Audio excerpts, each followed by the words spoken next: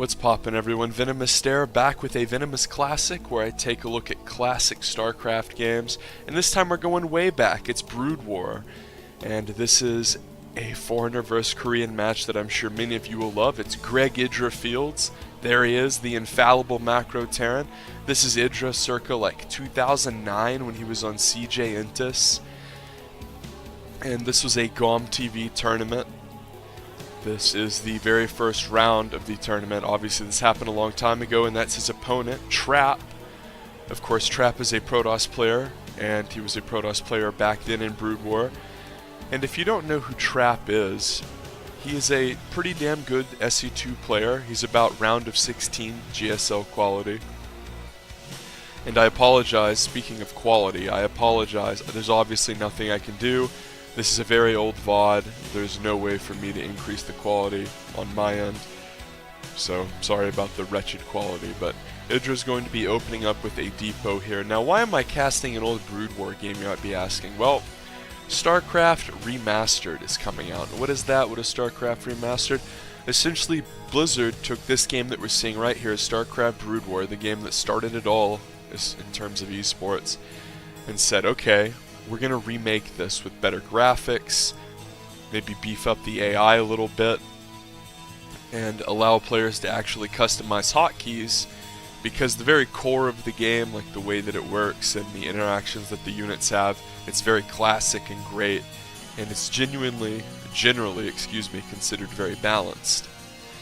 We're going to see an assimilator and a gateway come up here for Trap. We're going to get another shot of IdrA there. Isn't that great? I know the quality is so bad, but he's in his little CJ jacket and he's trying to macro his heart out. This really is classic stuff. Now the map is Tau Cross, which is a 3-player map.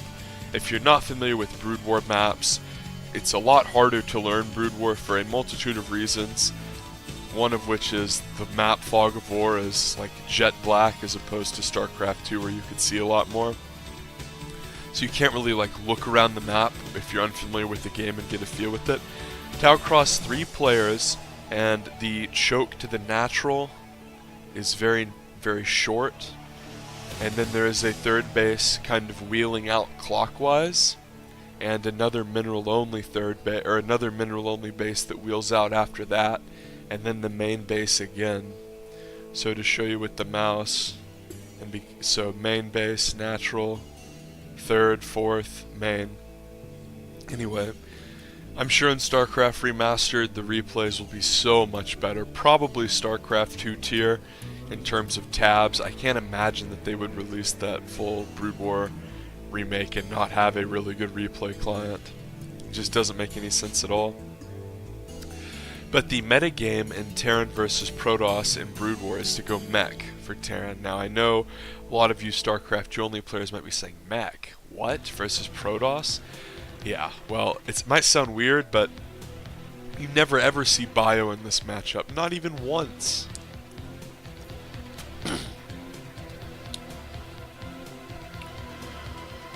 So IdrA has made a factory, and he's added a machine shop, which is a lot like a tech lab. And there are 3 important upgrades that the Terran will generally go for. You know, the 3 that exist. Kappa. But no, it's the speed upgrade for Vultures, the mine upgrade for Vultures, and then the crux, and like the big one that is most important, siege mode. Now if you're brand freaking new, like if you started playing StarCraft in like 2016, you might be saying siege mode. But yeah, back in Wings of Liberty, even in StarCraft 2, siege tanks couldn't just siege right out the gate. You had to research something on your factory add-on called, you know, siege tech, or, you know, siege mode. And Trap is trying to pressure IdrA here, and we see Dragoons coming out, which are good against armored units, but Dragoons are very much a support unit, and they need Zealots to tank. They're not, you know, Stalkers have blink and a lot of mobility. Dragoons are pretty damn clunky and need a frontline, so IdrA's going to bring some Marines out, and Terran does make a handful of Marines at the beginning of the game. I know I said bio wasn't a thing. A handful of Marines to not die to stuff like this doesn't really constitute bio, and IdrA will of course be going into full-blown mech. He has a couple tanks out. And at this point, with a handful of Marines and a tank, I think IdrA is fine, especially if he brings that other tank over, and here it is. So the Dragoons are pushing out here, and it's very classic in Protoss vs Terran, as I'm pretty congested here. As IdrA is expanding, we see that expansion kind of right at the corner of the natural and the main. Robo coming up here for trap. So could be the shuttle, which is similar to the warp prism. We'll have to see, maybe some observers. But this is very standard for this matchup, for the Protoss player to make some Zealot Dragoon and pressure the front door. Because Terran does this thing where they make like 5 Marines, but they're just desperately trying to tech straight up into mech. They want to get that mech backbone and make as little bio as possible. So Protoss will kind of test the waters, especially on a map where there's not like a defined ramp that goes up. Because in Brood War there is something called high ground advantage, and it's not just the inherent high ground advantage that has to do with vision that you see. No, there's actually a 30% chance that units shooting from low ground up onto high ground will miss. The shots just won't hit. So on maps with actual high ground ramps, that's a big defender's advantage. Now what do I mean? See on this map, there's like a choke point made by non-passable terrain, but there's not an actual ramp, like where there would be vision on high and no vision down low. It would be like a map like Tal'Darim Altar in StarCraft 2, where, yeah, there's a choke, but there's not a ramp. It means there's a high ground, not just like a choke point funnel. So, if you're new to the game, that's what that means. IdrA already has turrets up.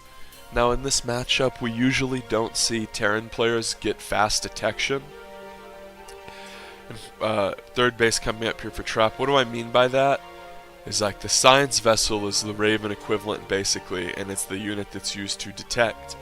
Terran players really rely more on turrets, and even when they attack with their mech force, they will go up forward and build turrets.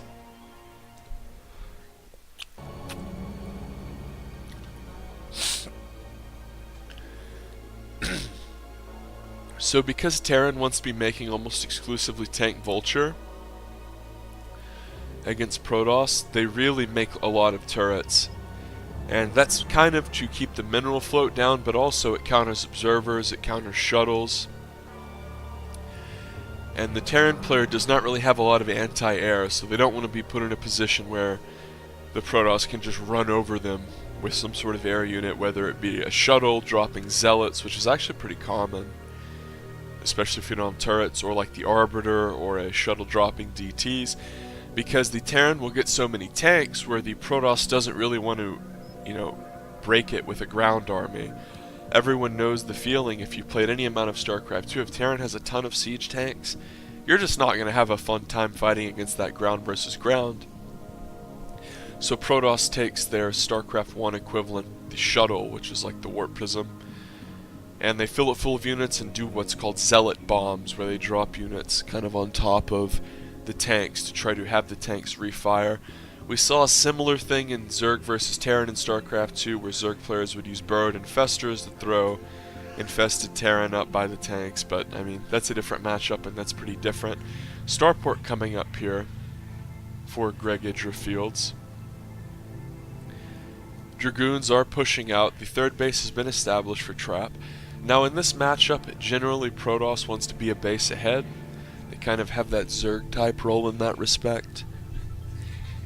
Citadel of Vadun is done, which is similar to the Twilight Council. Hey, Elise, calm down, relax. IdrA is continuing to add more factories. Now when you see Terran players add factories right on top of other factories without room for a machine shop, like a tech lab, that's because they're just going to make pure vulture out of them. There are no reactors in StarCraft 1. You just have to make mass production, and you can't hotkey multiple buildings to one hotkey. StarCraft 2, I can hit 6, have all my factories on one hotkey, hit S 5 times and maybe E a few times, and there I have an army. In StarCraft 1, it's not that simple. You have to manually click on every building. This means having a camera hotkey over your base. You see a shuttle come out, constantly having to bounce back to your base and manually left click select all of those buildings. So it's very important to have your production kind of close enough to each other to where you don't have to jump across multiple screen links to do production cycles. That's why we see Terran players just line everything up so close.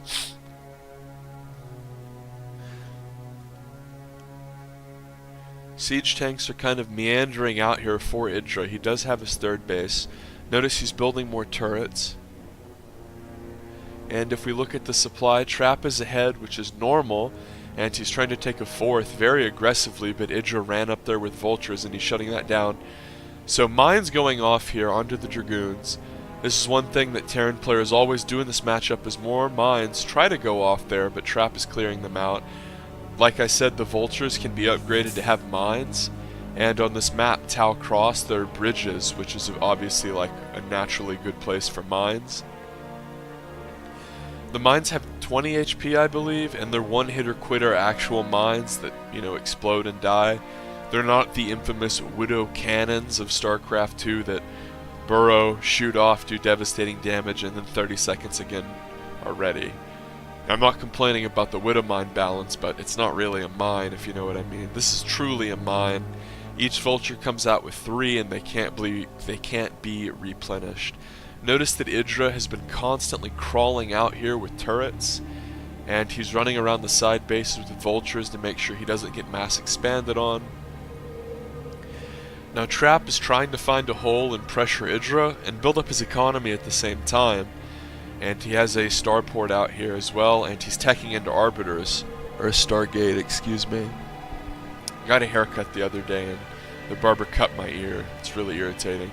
IdrA's actually going to drop behind the mineral line here at the third on Tau Cross, and it looks like Trap was all over it. He saw it coming and brought some goons over preemptively. He's going to run some vultures in here as IdrA. Now this is pretty weird, because that didn't do very much damage, so it was defended very well. And why it's weird is usually the first time a Terran player sets up at that third base location with tanks, does a ton of damage. And almost every Protoss versus Terran I've seen on Tau Cross, that's a great location. Now IdrA didn't have a lot of mines over there preemptively, didn't have like a turret or like a blocking building even, perhaps. Maybe he could have floated his racks over there, I don't know. But I mean, he dropped the tanks over there and Trap was on it right away. But IdrA has been laying mines throughout this entire game, and that's why Trap really hasn't been attacking. That's one thing about this matchup. It's very similar to Creep Spread in Terran vs Zerg in StarCraft 2. It's like if you make such a big mess of the map, it makes it hard for you to be attacked. And that's what we see here happening to Trap. He's always having to have an observer range forward. He's having to do this give and take with his goons where he runs out, kills a few mines. IdrA says, okay, well, you moved out with your goons, I'm going to run in with my vultures and harass. And that is why Trap hasn't really been able to attack. Of course, the siege tanks have also been a factor. IdrA, of course, is adding more factories. He's a macro machine. He's even better in StarCraft 1 than he was at StarCraft 2. Because if you think about IdrA and his strengths, as we see the Trap army moving out to the 4th, he's really good at grinding his opponent down with raw mechanics and just kind of crushing them. And kind of this like noble, as we see an attack coming out, sort of this like noble macro where he doesn't really rely on tricks or gimmicks or any bullshit. He says, okay, we're just going to play a straight up game. My multitasking is better than yours, my macro is better than yours. And in StarCraft 1, when you had to individually select to make units, when there were a dozen units per control group, you could really show off your macro. And we see here mines being laid and IdrA saying see you later and hauling ass with vultures. There's some beautiful vulture micro coming in. IdrA might get these probes. There's about half a dozen probes were meandering out on the map, and after IdrA beautifully killed those zealots with some mine placements, he killed a handful of probes, but now Trap has a big army. And he might even have some arbiters because he's had the arbitral tribunal for a hot minute. Notice he's pumping observers. And a lot of Zealot Dragoon is out here. He does have Zealot legs and Dragoon range, of course. And I don't know how many mines IdrA has over here between his 4th, and there is a lot of Protoss screaming down here.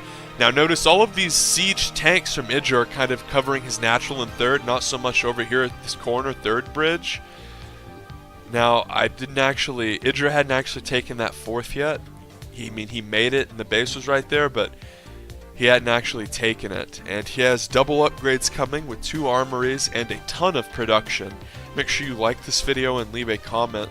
I have not given up on StarCraft 2, although I will make some StarCraft Remastered content. Here we go as the Arbiter is out, and IdrA's siege tanks are shelling away here as a lot of goons have died. A vulture flank came in, but a storm there on IdrA's army, but almost all the zealots are dead. And look at this, IdrA beautifully laying mines down in the reinforcement path, killing a couple units there.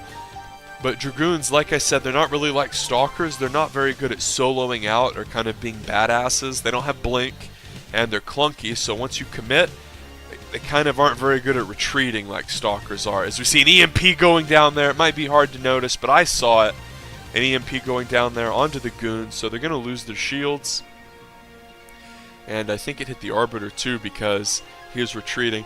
So the Arbiter has some abilities that are very strong, and it provides a small little cloaking field like a StarCraft 2 mothership as more vulture mines, spider mines, get cleared out there. And notice that IdrA has just been persistently laying these spider mines. I know I've been harping on it, but it is such a huge deal because Trap has also been doing a good job of trying to clear them out.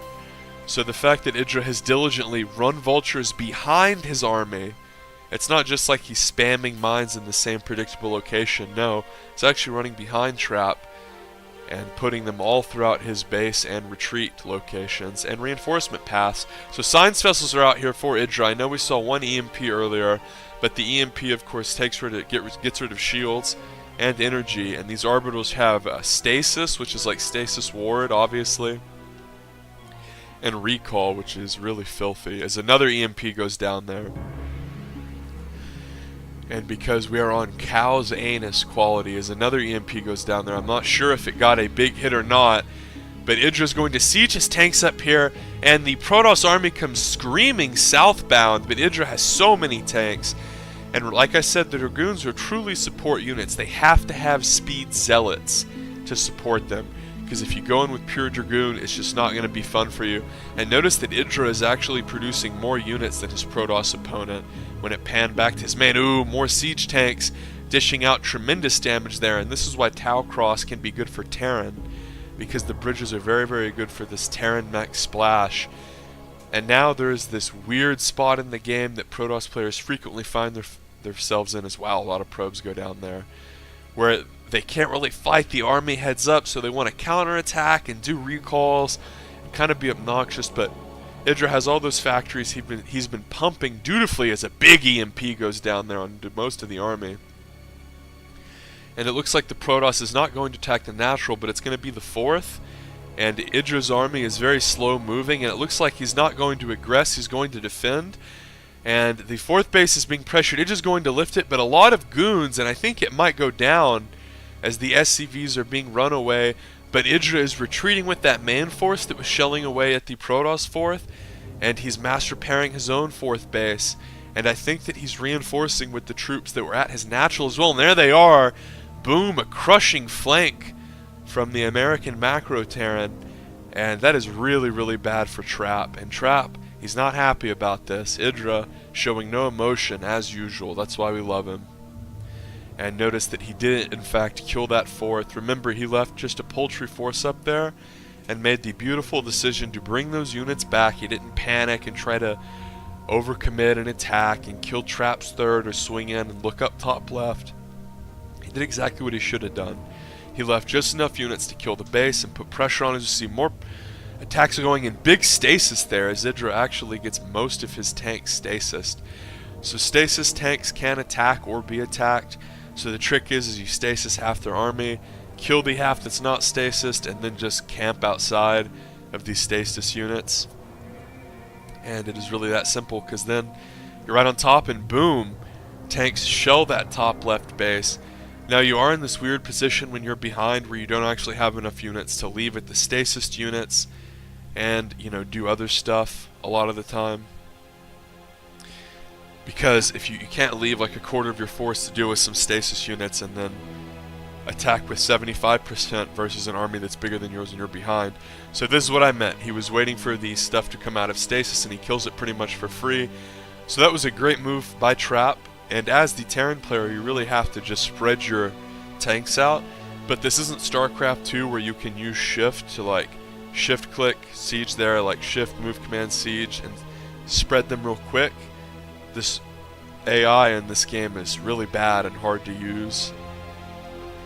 So you have to individually like right click, wait until it's where you want, and then hit siege mode. It's just infinitely harder in every single way. But remember guys, 12 units a control group. And these guys are dealing with armies that are massive. So you're having to go 1A, 2A, 3A, 4A, 5A to control. Just getting your army from point A to point B is really difficult. As some spider mines die there. This is another reason why Brood War is interesting, as we see this base is being shelled from IdrA. This 3 o'clock base. There have been so many fights, so many back and forth moments, so many bases dying. It's not just one engagement and done. Because, a big engagement occurring here at the 4th, and perhaps Trap thinking IdrA's army was all over there by the 3 o'clock, but no, the macro machine has a lot. I think an EMP went up there, and a lot of tanks, as the Dragoons are pressing forward here, and some of the tanks did get stasis. Storm goes down, and IdrA is continuing to reinforce. This Protoss army is still doing pretty well, but remember, a base is dying here for the Protoss player. It is very low, and IdrA will start to encroach to the natural, and again, IdrA is bringing a lot of his forces back to help defend. Vultures are not that good in a head-up engagement. They're kind of meat shields, but not really. It's kind of like they're only a meat shield when tanks are there. They're not like roach meat shield. But tanks are starting to come out here, and this base does die, so IdrA loses a couple bases. But remember, Trap also lost some bases. And IdrA's doing a lot of probe damage here and continuing to set up mass spider mines to make things difficult for Trap. Not only is it hard for Trap to move because of the hotkey restrictions, it's hard for him to move because there are devastating traps all over the map, no pun intended. And these couple cannons have done a good job at defending IdrA's vulture harass, but at this point IdrA just has so many. This is like having 2 spine crawlers versus like 15 blue flame hellions. Like, okay, you're probably going to kill a few of the units, but you're going to lose workers. And IdrA, of course, did lose those bases, so he's not out of the woods. That was a really nice attack from Trap. And another EMP goes down there onto the Arbiters. Very back and forth game. But of course, that base over there at the 3 o'clock did die. More tanks being stasis here. IdrA has to be careful. If he takes a couple of bad stasises, he still could lose the game. But Trap is running out of steam here. IdrA has so many tanks, he's been diligently macroing. And killing the top left and middle left base was really important for IdrA. It sounds obvious, but limiting that Protoss production is so important in this matchup. Because even though Protoss kind of has to take inefficient engagements, quite honestly, if they have, it's kind of like Zerg. If you let them have 10 bases, if you let them have the map, they can just throw army after army after army at you. Oh, and a lot of probes dying there as big siege tank shots coming up there from IdrA. A few Goliaths are online, and again, Trap is trying to push out to that 4th base. He knows a lot of IdrA's stuff is going to be positioned at that natural, at that 2nd. And Trap is kind of saying, oh, well, he hasn't retaken that base, I guess I'm going to have to try to ford the bridge. Well, crap, if he hasn't retaken that base, then I can't really force him to swing all the way out here, which is the whole point of attacking over here. And of course, IdrA is laying a ton of mines in his retreat path. I just love to see this. The Vulture's probably my favorite unit in StarCraft 1. It's so dynamic, it's so fun to watch, it's so good at what it does. It's a harassment unit that doesn't fall off. It always has a purpose throughout the game. It's not like a corny gimmick unit.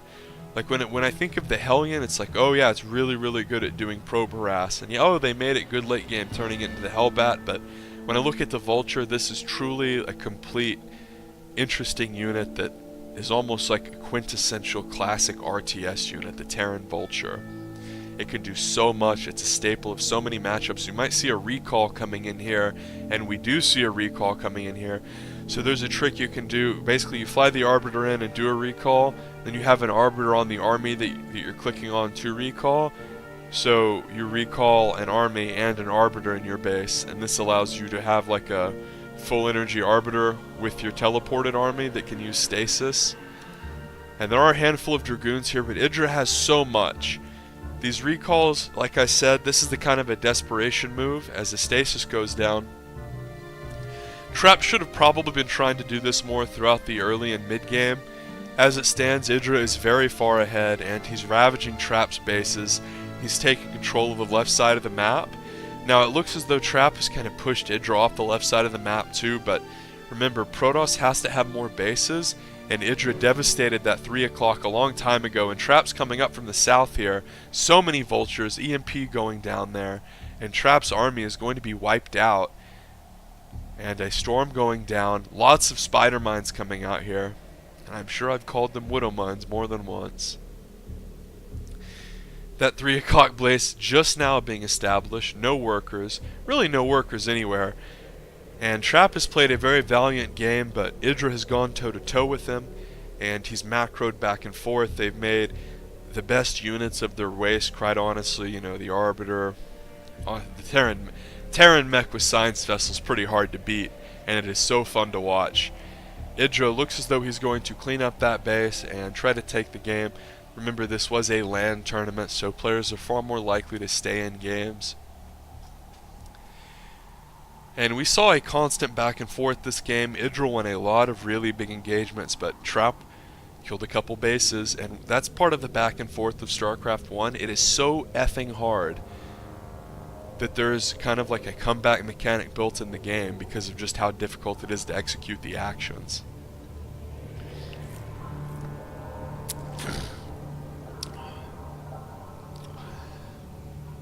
Trap's going to swing down to the 4th, but he doesn't really have many units at all, guys. I'm not going to scream and pretend it's close.